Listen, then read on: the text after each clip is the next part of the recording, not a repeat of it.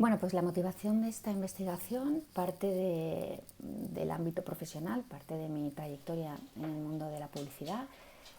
Bueno, pues he tenido siempre la suerte de dedicarme a la creatividad publicitaria y eso me ha llevado a muchas salas de grabación que he compartido con locutores y con actores de doblaje. Y bueno, desde siempre me ha maravillado el poder, ¿no? el poder de sugestión, el poder de las buenas voces a la hora de transmitir valores y de conseguir que textos un tanto insulsos, ¿no?, de un guión pudieran convertirse en un mensaje sugerente y poderoso capaz de transmitir emociones a los oyentes. Esa ha sido la principal motivación que me llevó a investigar. También ha contribuido el contexto actual, el hecho de que estamos sobresaturados de pantallas, el hecho de que vivimos en un contexto digital donde convergen audio y vídeo, el hecho de que las nuevas generaciones son muy ajenas a la radio y sin embargo sí se manejan con la voz, gracias a las nuevas tecnologías vinculadas a los asistentes, altavoces y demás dispositivos sonoros.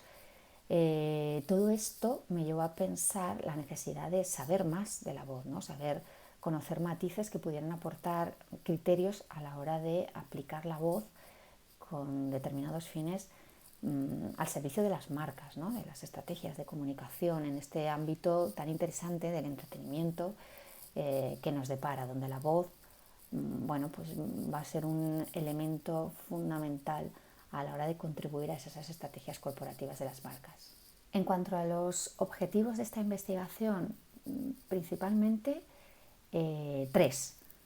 Por un lado, conocer cómo ha sido el tratamiento de la voz con respecto a las marcas en estos 100 años de historia, cómo se ha utilizado de acuerdo a los diferentes medios de comunicación, cómo ha estado tratada en la publicidad, en el cine, en la radio, en la televisión y hoy en día en las nuevas plataformas digitales. Conocer y percibir si han habido cambios, si se sigue utilizando los mismos criterios y aportar también con respecto a este análisis experimental en el que me he introducido, ¿no?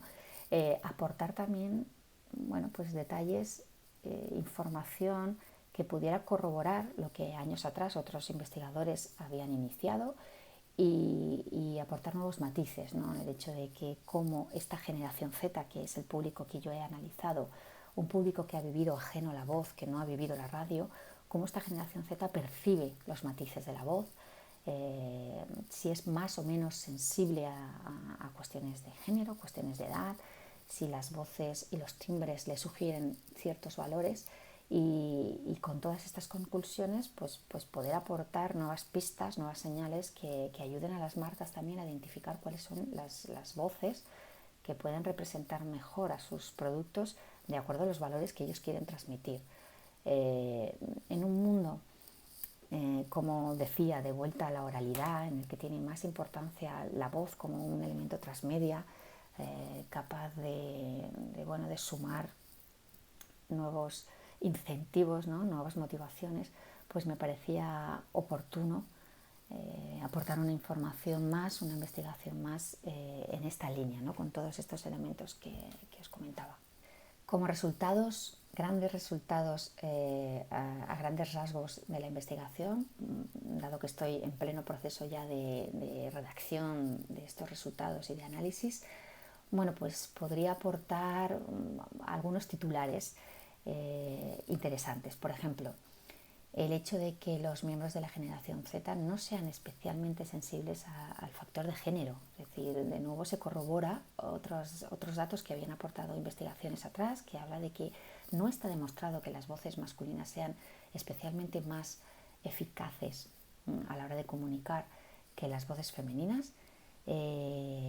Depende del contexto de uso, depende de la voluntad de esa marca, de esa estrategia, de la voluntad de esa comunicación, depende de las características del contexto, del público, de los valores, de la entidad de esa marca y todo lo que esa marca ha contribuido en el posicionamiento a lo largo de los años. No existe una voz válida ni perfecta para todo. eso sería una de las grandes conclusiones que corrobora lo que estudios atrás han podido aportar.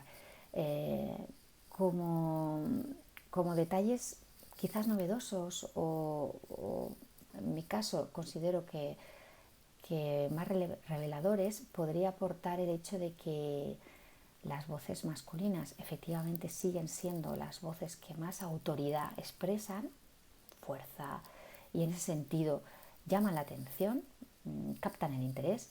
Sin embargo, las voces femeninas, de acuerdo a este público, recordemos que estamos hablando siempre de generación Z, las voces femeninas son aquellas que sugieren mayor credibilidad, confianza y sobre todo atractivo.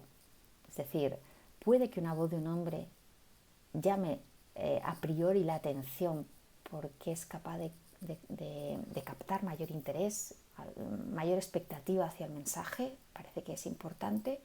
Sin embargo, las voces femeninas son capaces de ser más creíbles o de transmitir más confianza, y luego son más agradables de escuchar en algunos de los casos. Esto es una de las conclusiones que aporta la investigación que se ha hecho a esta muestra, ¿no?